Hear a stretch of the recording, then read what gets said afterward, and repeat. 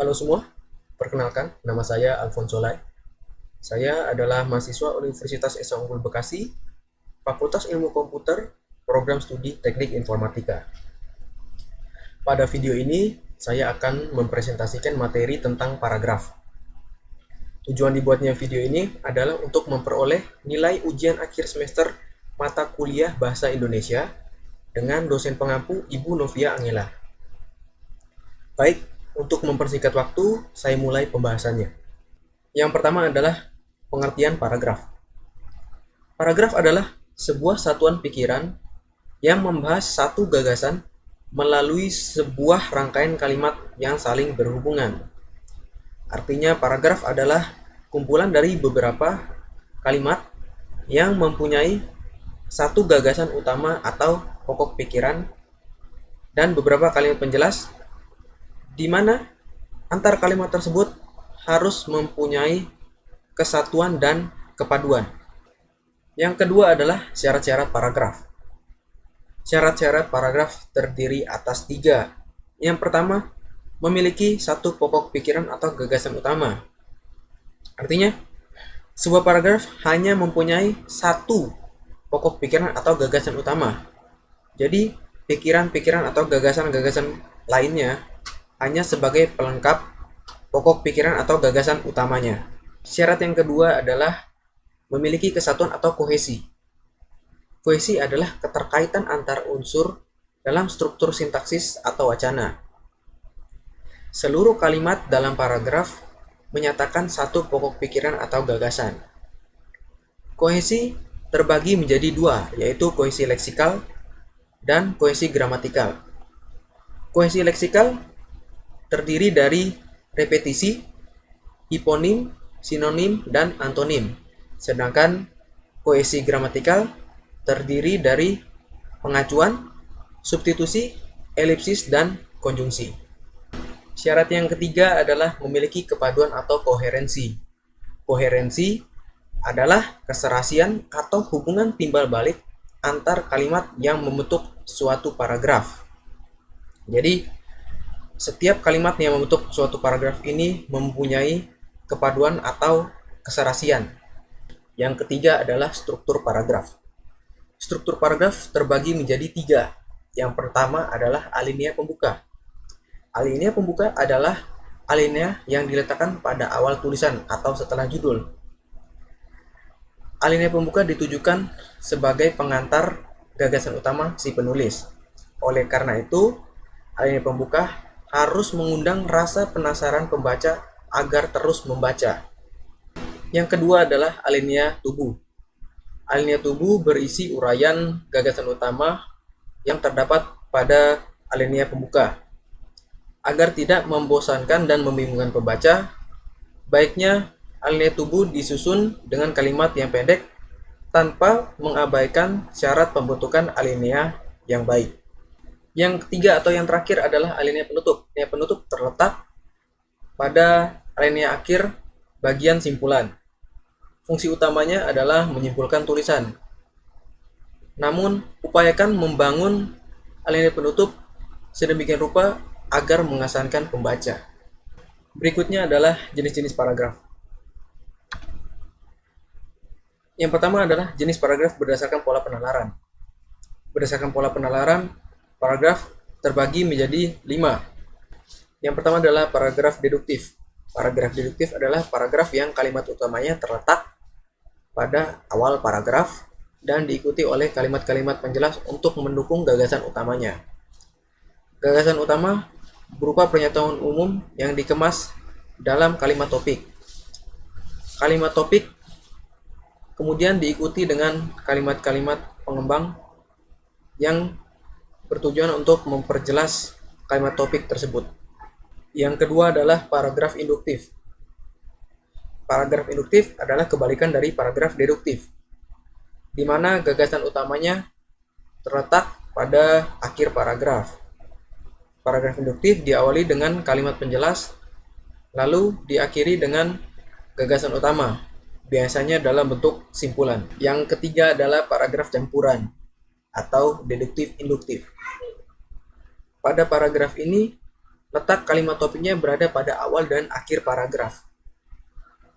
Pola dari paragraf ini diawali dengan pernyataan umum, diikuti dengan pernyataan sebagai penjelas, dan diakhiri dengan pernyataan umum lagi yang merupakan pengulangan dari gagasan utama. Gagasan utama pada akhir paragraf biasanya dikemas dengan kalimat topik yang sedikit berbeda dengan kalimat topik pertama. Yang keempat adalah paragraf ineratif. Paragraf ineratif adalah paragraf yang kalimat utamanya terletak di tengah-tengah paragraf. Paragraf ini diawali dengan kalimat penjelas sebagai pengantar, kemudian diikuti dengan gagasan utama, dan ditambah lagi dengan kalimat penjelas yang bertujuan untuk menguatkan atau mempertegas informasi. Yang kelima atau yang terakhir adalah paragraf naratif. Paragraf naratif adalah paragraf yang tidak memiliki kalimat utama. Pokok pikirannya tersebar di seluruh paragraf. Contoh dari paragraf naratif adalah paragraf narasi dan paragraf deskripsi. Selanjutnya adalah jenis paragraf berdasarkan gaya pengungkapannya. Berdasarkan gaya pengungkapannya, paragraf dibedakan menjadi 5. Yang pertama adalah paragraf narasi. Paragraf narasi bertujuan untuk menceritakan atau mengisahkan peristiwa atau kejadian, baik peristiwa nyata maupun rekaan, atau pengalaman hidup berdasarkan perkembangannya dari waktu ke waktu, sehingga pembaca seolah-olah mengalami sendiri peristiwa tersebut. Yang kedua adalah paragraf deskripsi. Paragraf deskripsi adalah paragraf yang berisi gambaran tentang suatu objek atau suatu keadaan yang sejelas-jelasnya dengan melibatkan kesan indera. Tujuan dari paragraf ini adalah memberi kesan kepada pembaca tentang apa yang ingin disampaikan oleh penulis. Yang ketiga adalah paragraf eksposisi. Paragraf eksposisi adalah paragraf yang bertujuan untuk menginformasikan sesuatu sehingga memperluas pengetahuan pembaca. Paragraf ini bersifat ilmiah atau non-fiksi. Sumber dari penulisan paragraf ini dapat diperoleh dari hasil pengamatan, penelitian, atau pengalaman. Yang keempat adalah paragraf persuasi. Paragraf persuasi adalah paragraf yang berisi ajakan. Tujuannya adalah membujuk pembaca agar mau melakukan sesuatu yang diinginkan oleh si penulis. Yang kelima atau yang terakhir adalah paragraf argumentasi. Tujuan dari paragraf ini adalah membuktikan pendapat si penulis agar diterima oleh si pembaca. Paragraf ini biasa disertai dengan penjelasan dan alasan yang kuat serta meyakinkan. Tujuannya agar mempengaruhi si pembaca. Dasar tulisan dari paragraf ini adalah berpikir logis dan kritis berdasarkan fakta-fakta yang dapat dipertanggungjawabkan. Yang terakhir adalah pola pengembangan paragraf. Berdasarkan pola pengembangan, paragraf dibedakan menjadi 7 jenis. Yang pertama adalah kronologi. Kronologi disusun berdasarkan susunan waktu. Pola pengembangan ini biasa digunakan pada paragraf naratif. Pengembangannya dilakukan dengan memberikan sebuah peristiwa, melakukannya secara berurutan, selangkah demi selangkah menurut perturutan waktu. Yang kedua adalah klasifikasi.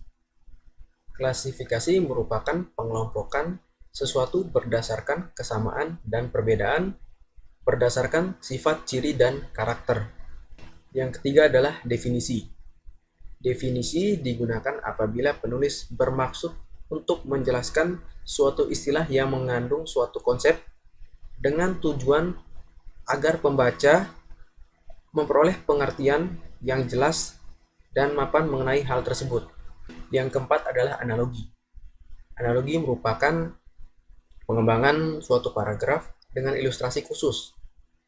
Dalam pengembangan ini diberikan suatu contoh gambaran yang berbeda tetapi mempunyai kesamaan, baik dalam bentuk maupun fungsi, untuk menjelaskan kepada pembaca agar mengetahui sesuatu yang tidak dipahaminya dengan baik. Yang kelima adalah pembandingan dan pertentangan. Pembandingan dan pertentangan merupakan cara yang digunakan pengarang untuk menunjukkan kesamaan atau perbedaan antara dua orang, objek, atau gagasan dengan bertolak dari segi-segi tertentu. Adapun hal yang dapat dibandingkan atau dipertentangkan adalah dua hal yang tingkatnya sama.